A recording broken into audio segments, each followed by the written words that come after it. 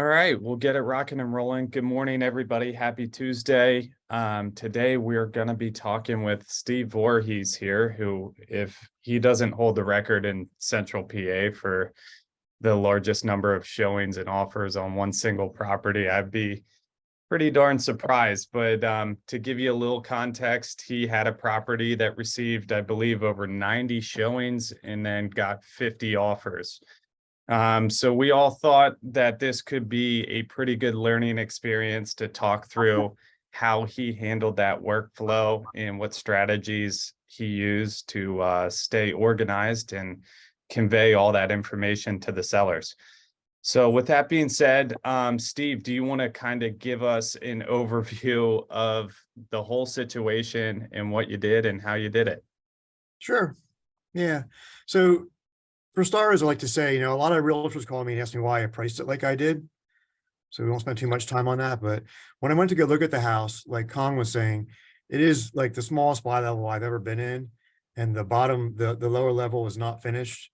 There were 2 small bedrooms, a galley kitchen with a little dining area, a small living room, and a tiny and not very big full bath. So when I looked at it, there were stickers all over all the windows. The grass was almost knee high.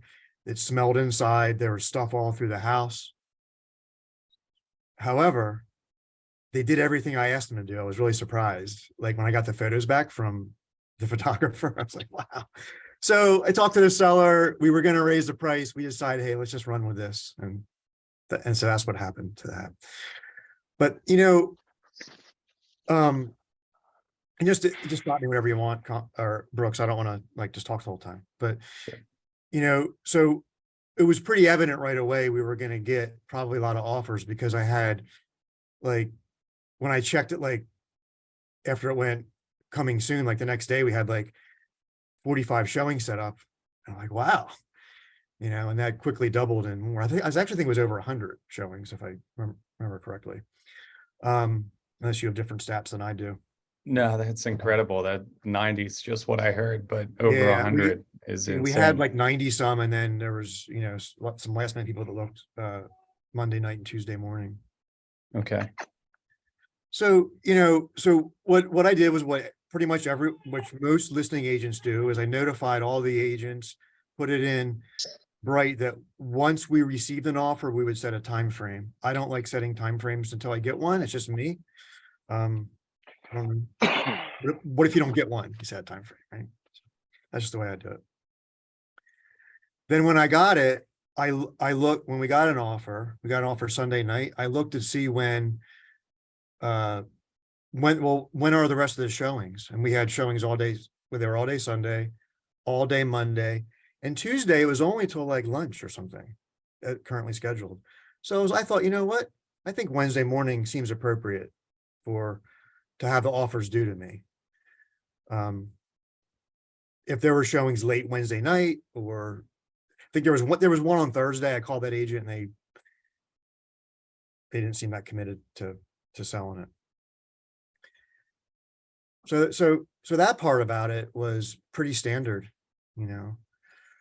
but then what I had to do was, once I realized I was going to get like all these, I just couldn't believe it. I just couldn't believe it.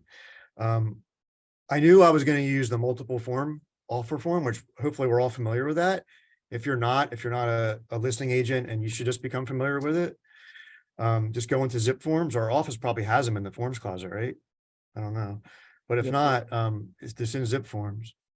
I will say one thing about that.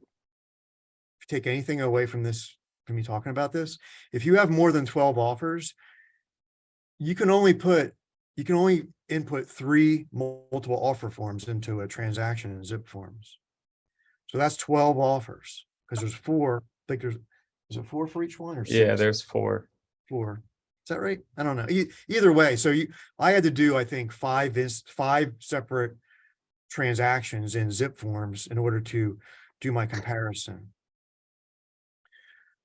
That's crazy. I like the form that they have. It's not perfect. So, but I don't put everything in exactly what it says, but I kind of mess around with that. And so what I did was I just started, as offers came in, I just started filling that out, right? I would contact an agent if there was a major question, but for the most part, I waited till Wednesday morning to contact agents with questions. One of the main things I did was, all the top offers I called to see if they would do anything different. One of them being gap coverage. I think that was very important for this listing because I couldn't really find a lot of comps. Other agents sent them to me. I didn't really feel that great about them. So I did do that. I contacted those agents to ask about gap coverage. I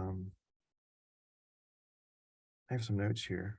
So Steve, with 50 offers in that mid 200 range, there weren't any cash offers then. If There- you needed gap There was coverage, one. I Okay. believe we only had one cash offer, and that was, 20 over 20, probably 25. They would have netted like $25,000 less than what the offer they accepted, and they had doing all the inspections. okay. They would not waive them. I contacted their agent, said, "Hey, are you?" I just You look at.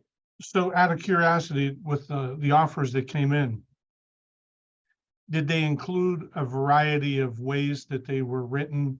For instance, were some people waiving inspections, some people asking for inspections? Did this house have well and septic or public water, public sewer? What was the deal there? Sure. So it has a well and septic. I did upload into associated documents, like the last time it was pumped. It's not a real report, but I think it said things are okay or something like that.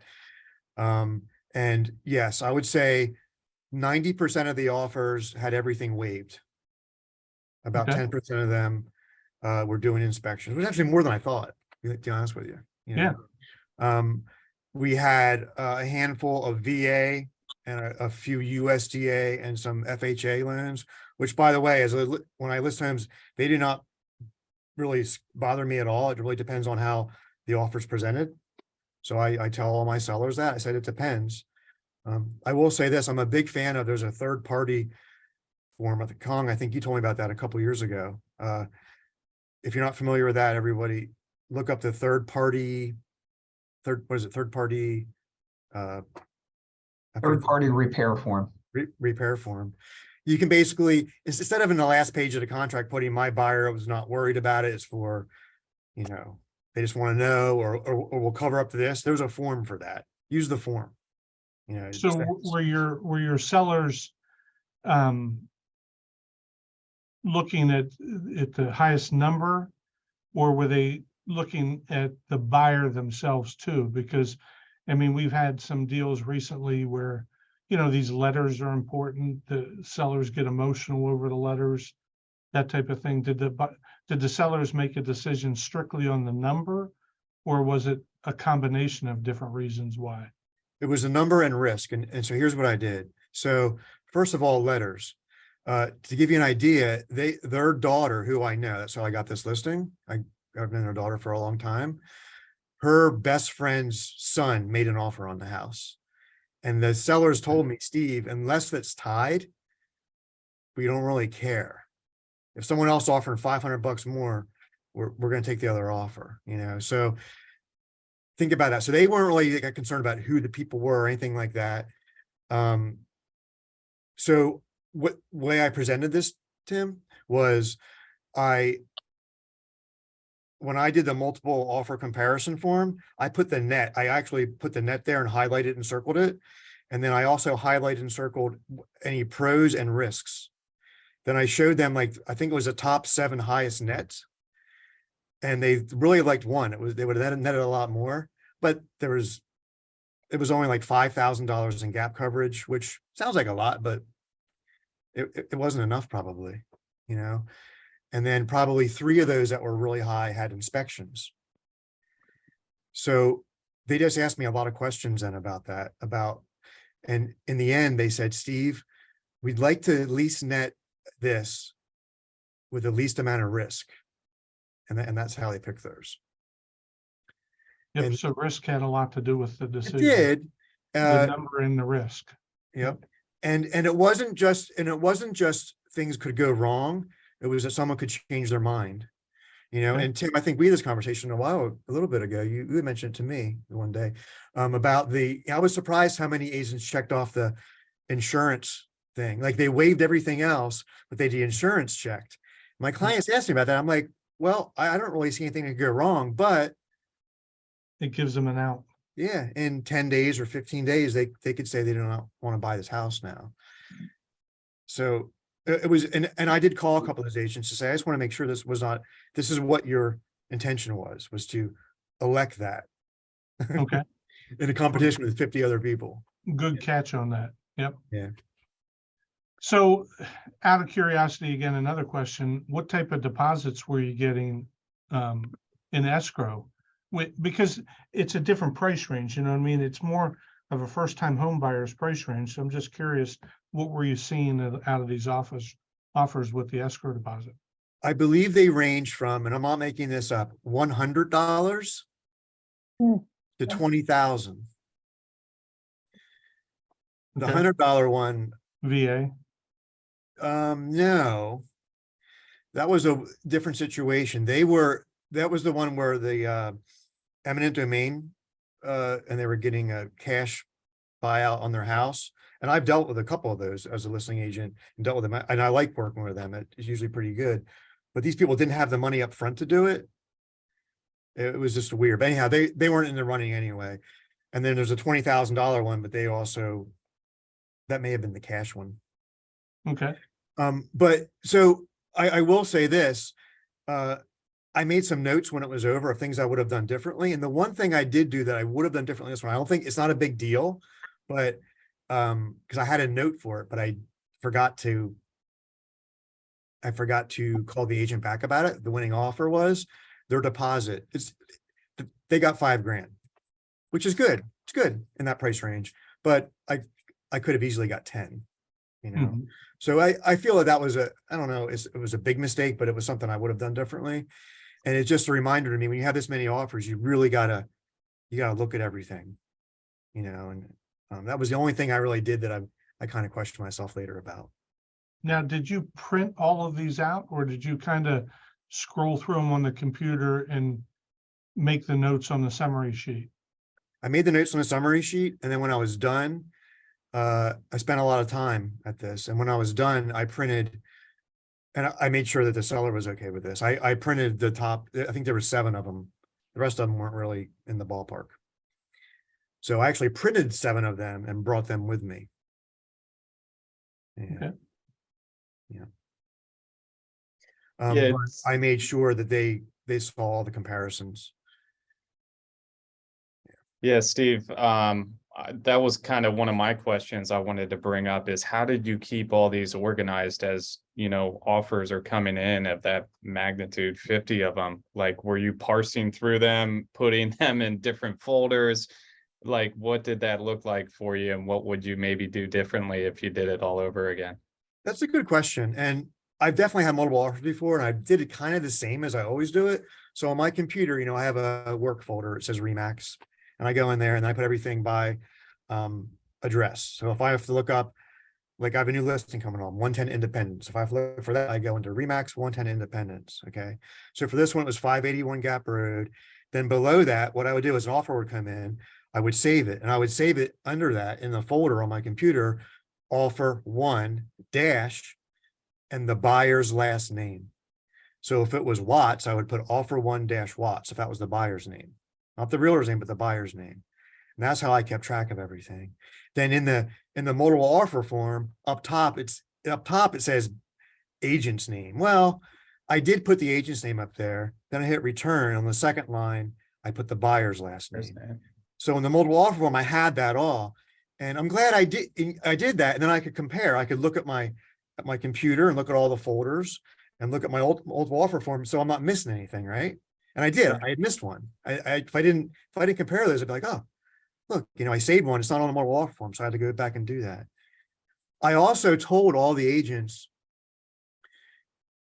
hey, I'm going to respond to you via email when I get your offer. If I don't respond via email, I did not get your offer.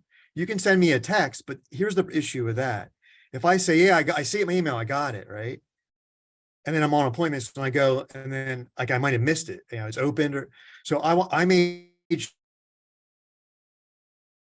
sure when I opened that email, I saved it and I responded to them via email, because it would have been so easy to actually miss an offer.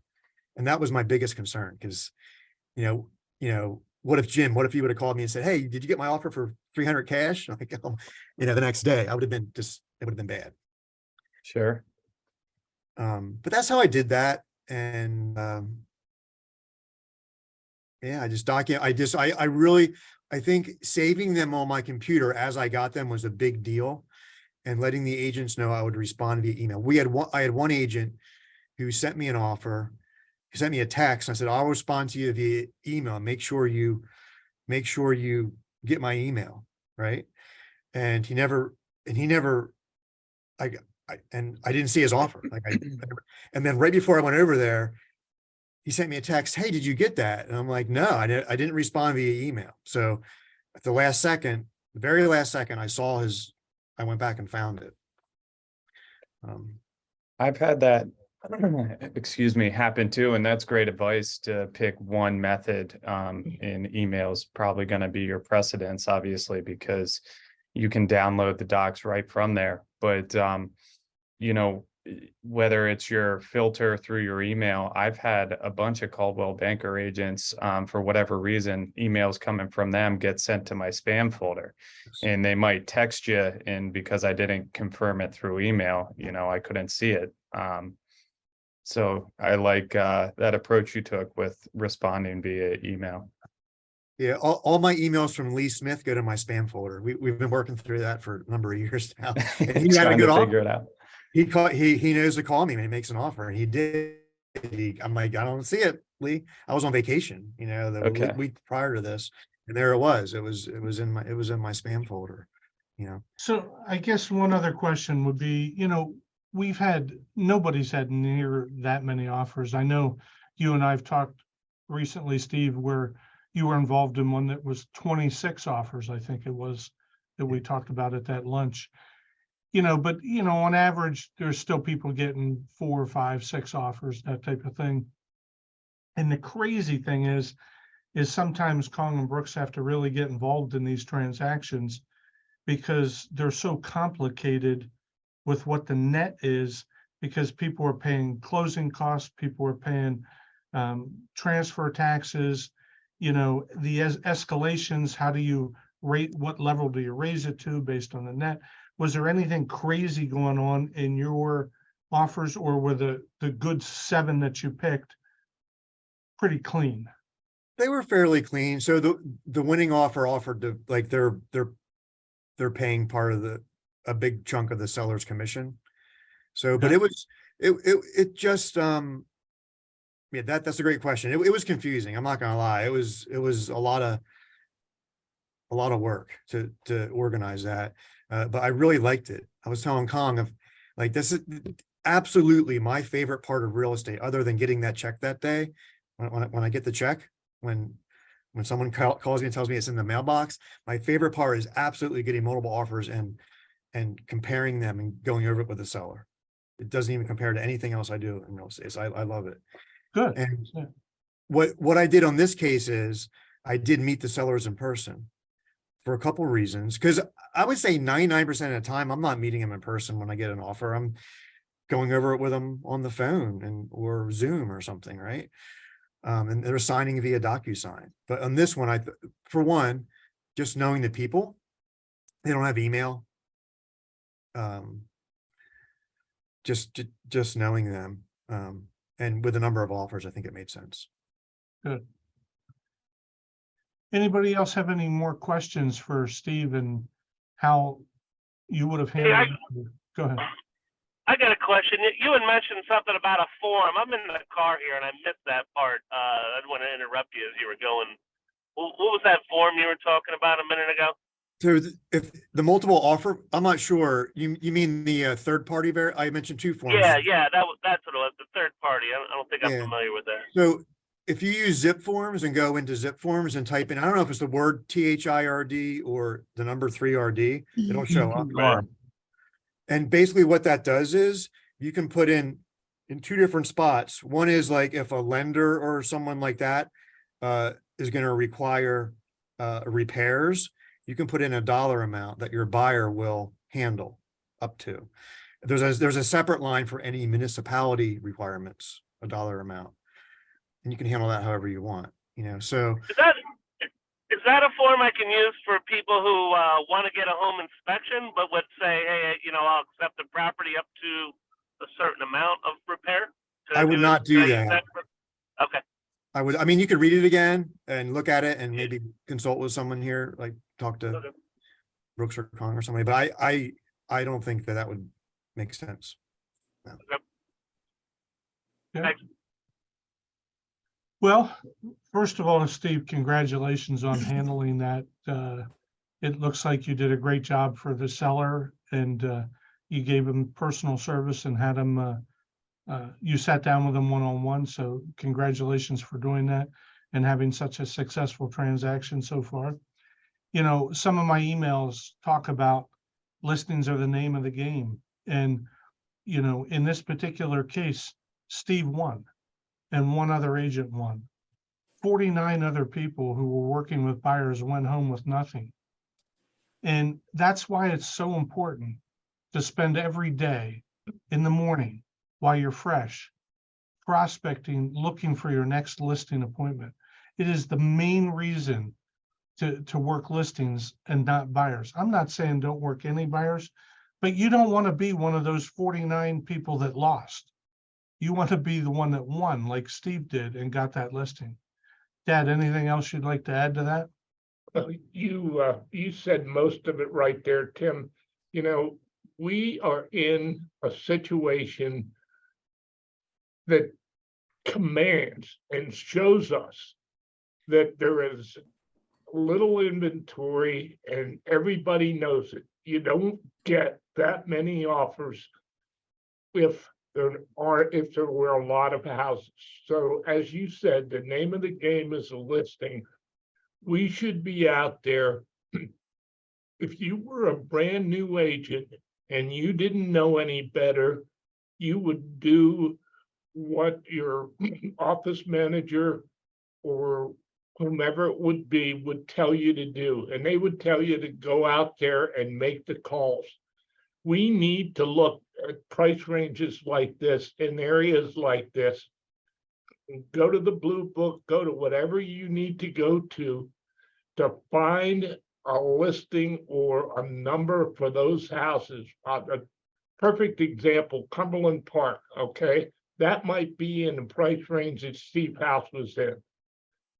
If you prospected that whole area, somebody might say they want to sell. That's the name of the game. Is it hard work? You bet your bip it is. Is it worth it? Absolutely. There's no question. Look at Steve's work. So my advice to you is just what Tim said. Get those listings. Kong, anything you'd like to add, or the name of that form? I saw you were looking it up.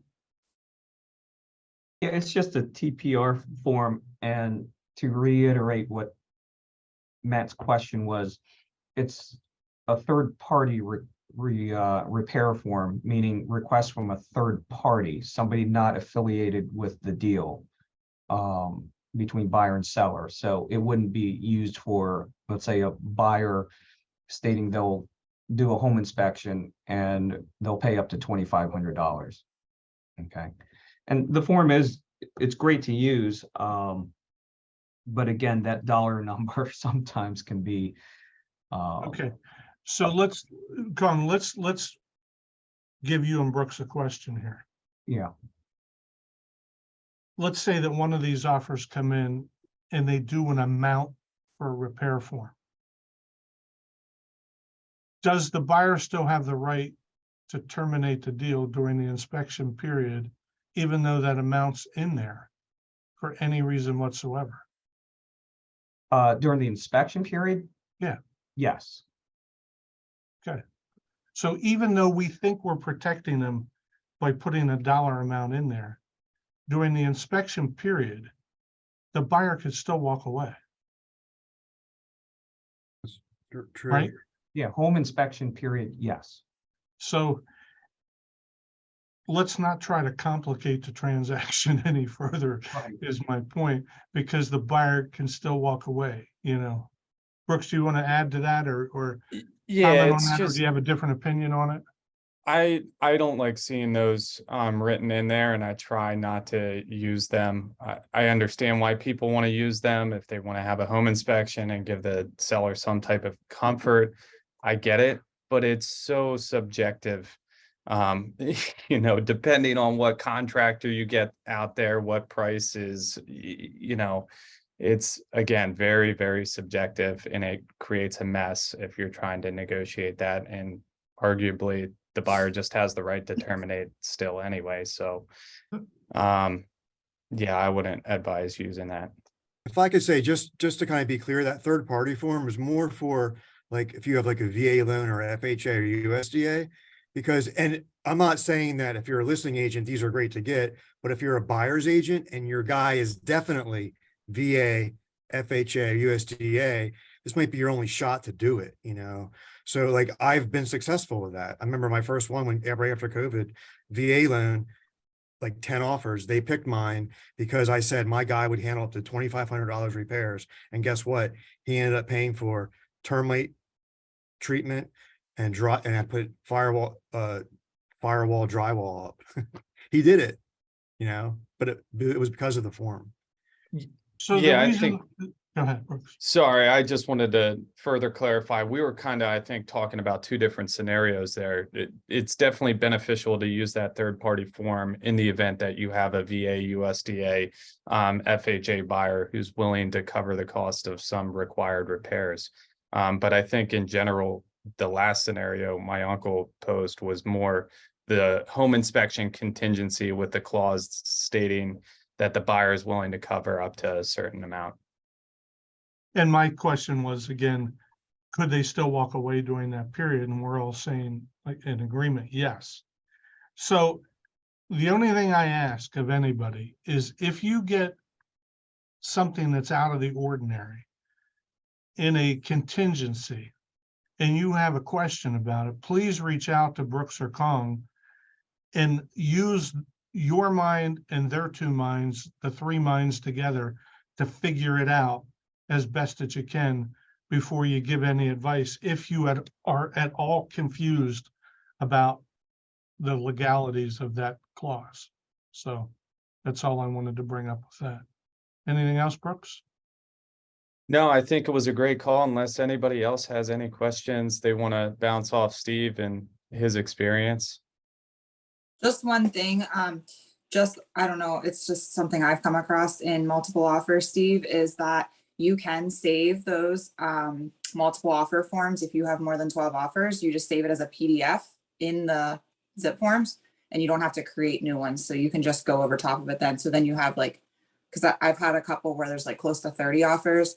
And so I just do that where you just save it as a PDF in zip forms and then reuse the same form and you can rename it. Smart, I like it. Thanks. The only thing is if somebody makes a change later on, you can't go back and change that. Right. Yeah, I print all That's mine no and take them problem. with me. So then if that, because I like to highlight Yeah, on it, then all the numbers and things too. yeah. These are all uncharted territories that for 40 years, my father and I have never been through. So, you know, thank you, Morgan, for the advice. Thank you, Yeah. Steve, for doing a great job. And hopefully we'll be able to mastermind together next Tuesday and talk about it again. Yes, and it's so great when we have young people like Morgan and Steve that know the technology of this business so that it makes it easier. Instead of writing everything down, having it on that computer and saving it, that is just awesome stuff. Well, I think this was an information full call. A great day. Thank you all.